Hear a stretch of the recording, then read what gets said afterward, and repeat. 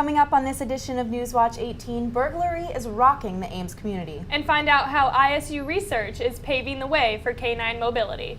And I'll have the latest in the world of cyclone sports.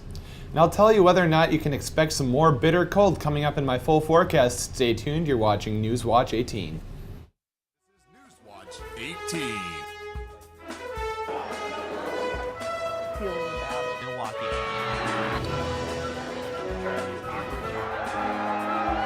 Newswatch 18 starts now.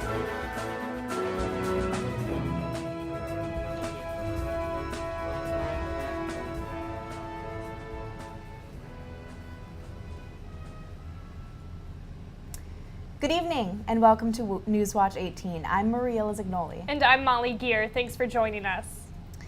It's time to hide your kids and hide your wife.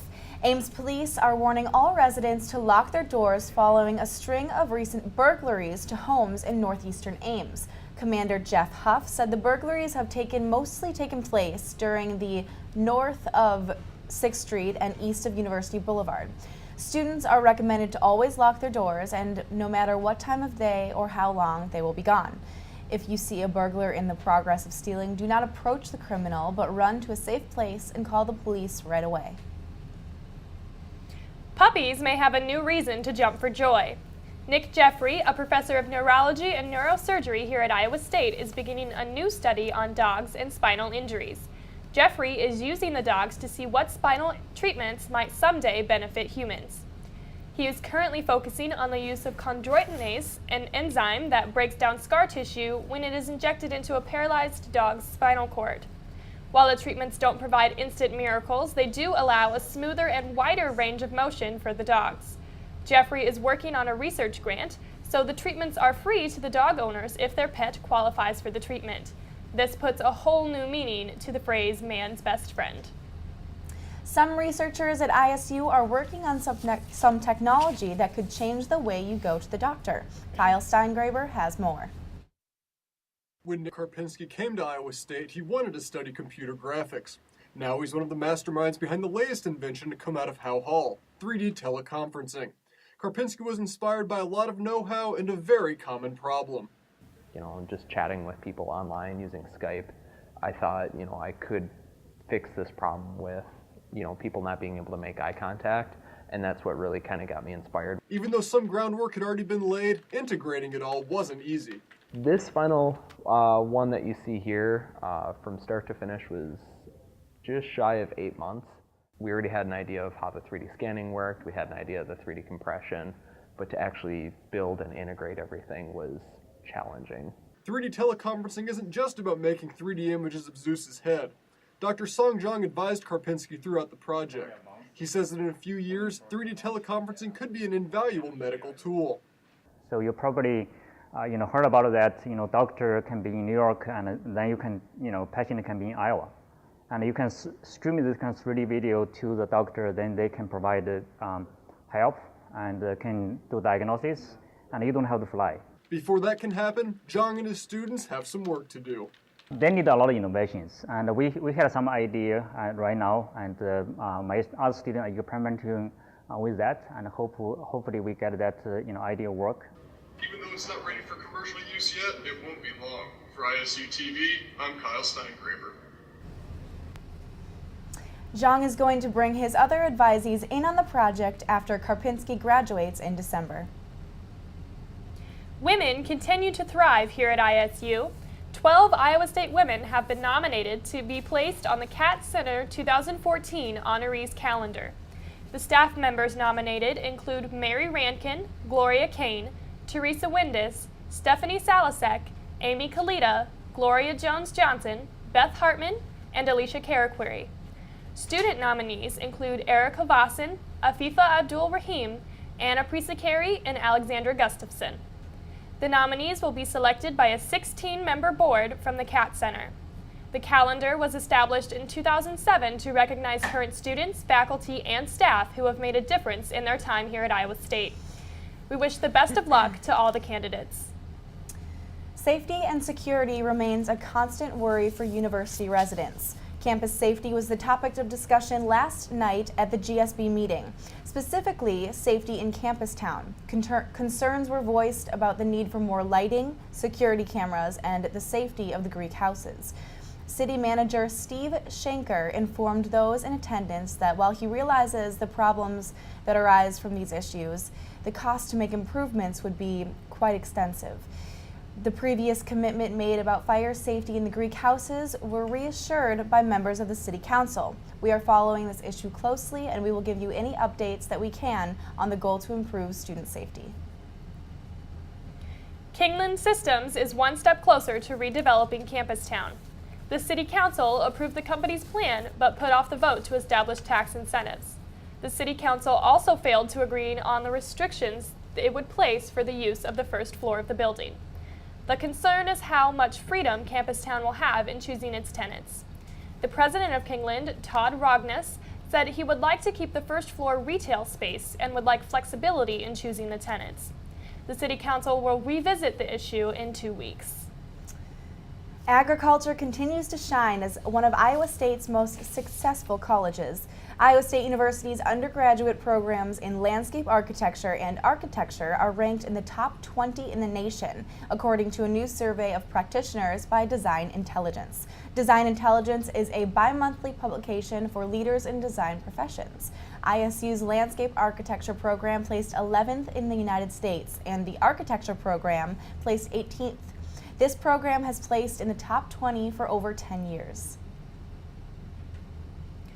Are you scared the holidays will break your bank account? Not to worry. ISU experts have your back with some tips that will reduce your holiday spending. Director of the ISU Counseling Clinic encourages shoppers to build a budget and stick to it. He also recommends that when shopping online, take advantage of free shipping whenever possible. If you are low on cash, look for stores hiring specifically for the holiday season. A few weeks can go a long way with the right employer, helping their business and your wallet. And now we're joined by Nate at the desk. Nate, what's going on in Cyclone sports this week? Well, Molly, Cyclone basketball has a big-time game with a top 10 opponent this weekend. More on that after the break. You're watching Newswatch 18. Welcome back to Newswatch 18. I'm Nate Buscko with your Cyclone sports updates. It seems that no matter how tough the Cyclone football team plays, they just cannot catch a break during the 2013 season.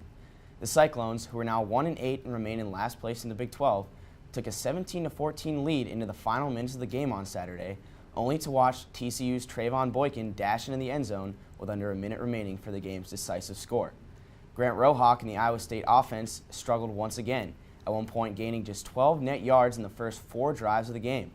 The defense and special teams, however, played great, with Devondre Neely sparking the team with a dazzling 98-yard kickoff return for a touchdown, and seniors Jeremiah George and Deion Broomfield intercepted TCU quarterback Casey Patchell. The Cyclones will next travel to Norman this Saturday to take on the Oklahoma Sooners, who are fresh off a loss to number 5 Baylor. The Iowa State men's basketball team will take on the 7th-ranked Michigan Wolverines this Sunday, one of the most highly anticipated early season matchups ever played at Hilton Coliseum.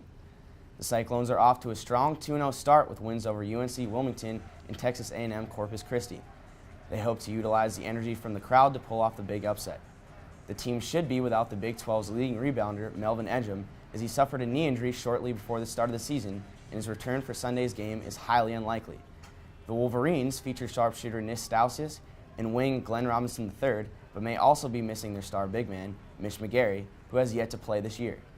Cyclone coach Fred Hoiberg has already led the team to clutch wins over Kansas, Kansas State, Oklahoma State, and Baylor the last 2 years, and a win here would thrust Iowa State back into the national spotlight. The mayor is quickly turning Iowa State into a refuge for transfers in college basketball. Following the past 2 seasons that have seen the Cyclones advance to the NCAA tournament, led by transfer players like Royce White, Chris Allen, Will Clyburn, and Chris Babb, much has been made of Fred Hoiberg's ability to attract Division I transfers and make them even better than they were before. However, with the success of Tyrus McGee, junior college players are now flocking to Ames. One of the team's starters this season, Dustin Hogue, and 2 players that will contribute off the bench, KJ Bluford and Daniel Adozi, are JUCO transfers that were hotly recruited by other programs. And one of Hogue's Indian Hills teammates, Jameel McKay, who was one of the top JUCO recruits in the country last year, has chosen to transfer to Iowa State after never even playing a game for Marquette this season. If any of those players can have success similar to McGee's, the next 2 seasons will be fun to watch for Cyclones fans. Despite playing without starting setter Janelle Hudson, the Iowa State volleyball team was still able to pull off a sweep of West Virginia on the road last night in Morgantown. Junior Taylor Getz, Hudson's replacement as setter, was terrific in her first appearance at not only her first appearance in the position all season, but her first career start. Getz, an Ankeny native, racked up 32 assists and 12 digs and even secured her first career kill against the Mountaineers. The first set was close, with the Cyclones clinging to a 14-13 lead before the team went on a 5-0 run behind the serve of Tori Canute. The next 2 sets were not close at all, and the Cyclones clinched the sweep with a 25-8 romp in the third set. The team will have the weekend off before taking on Kansas at Hilton Coliseum next Wednesday. And that's all I've got for your Cyclone sports updates. Sean, can we officially say that winter is here? Well, I think we can. I'll tell you when we're going to expect our next push of cold air coming up after the break. Stay tuned. You're watching Newswatch 18. Welcome back to Newswatch 18. I'm meteorologist Sean Stelten. Like I said, we saw a lot of cold air earlier this week. Take a look at these highs from the past 5 days. Now, keep in mind, these were our highs. Sunday, we hit 46 degrees, but dropped all the way down to only a high of 27 and 29 on Monday and Tuesday, before bumping back up into the 50s yesterday and today. Now, we are going to be seeing our next push of cold air coming in through the end of this weekend and into Monday as a cold front starts to move its way across the state, bringing some Arctic air in behind it.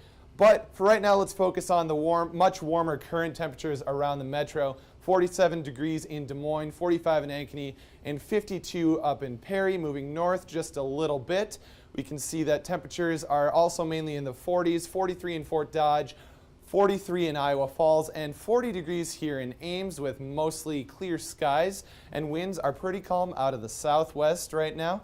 Zooming out and taking a look at the entire state, again, mainly in the 40s across the state, 40 in Ames, 47 in Des Moines, 45 out in Council Bluffs. We do have a cool spot at 37 at Sioux City, and 44 over in Davenport. Now, zooming out one more time and looking at the region, still mainly 40s across the region, although we are a little bit cooler out in Nebraska, 36 in North Platte, 39 in Hays, Kansas, and 45 in Kansas City. Clouds and radar right now not showing too much. We do have a little bit of shower activity that is starting to move its way out of the northeastern corner of the state with some cloud cover draped across the central parts. But look at this, we have a nice clearing going on behind that cloud deck, which could lead to temperatures being a little bit cooler behind those clouds. Your futurecast right now, as we put that into motion, mainly clear skies over the next couple of days. That could lead to some chillier nights again. But as that clearing moves off to our east, we do have a system coming in from the west, which will be bringing us 2 things. It'll be bringing us clouds and rain, plus some colder temperatures. So once this cold front moves through, we will be seeing some freezing temperatures. Looking ahead to tonight's lows, again, 30 in Ames, 31 in Des Moines, 34 in Ottumwa. Tomorrow's highs are looking quite a bit warmer than we've seen. 54 in Ames, mainly the mid-50s across the state, even some upper 50s to our west. However, our forecast for tonight, clear skies, 30 degrees, calm winds out of the southwest at 5 to 7 miles per hour. Tomorrow, clear skies, 54 degrees, sunny and warmer, but winds are going to pick up just a little bit to be out of the south-southeast at 5 to 10 miles per hour. Your 7-day forecast is looking pretty nice. Here's your Saturday. Our game day in Norman, is looking pretty nice. Mainly in the 50s, although we are going to drop down into the 30s in the early part of next week, but that's all I have, so let's take it back to the desk. Thanks, Sean. Are you having trouble juggling all of your classes? Perhaps you should take a break and juggle the old-fashioned way. Steve Butler, assistant mathematics professor at ISU, claims that anyone can juggle. Butler says that there are specific juggling patterns that everyone has mastered. They just don't realize it yet. Those patterns provide the foundation for Butler's class this fall about the mathematics of juggling. By the end of the semester, Butler expects every one of his students to learn how to juggle. And that's all we have for this edition of Newswatch 18. Don't forget to tune in next Tuesday for more news, weather, and sports. Have a great weekend, Ames.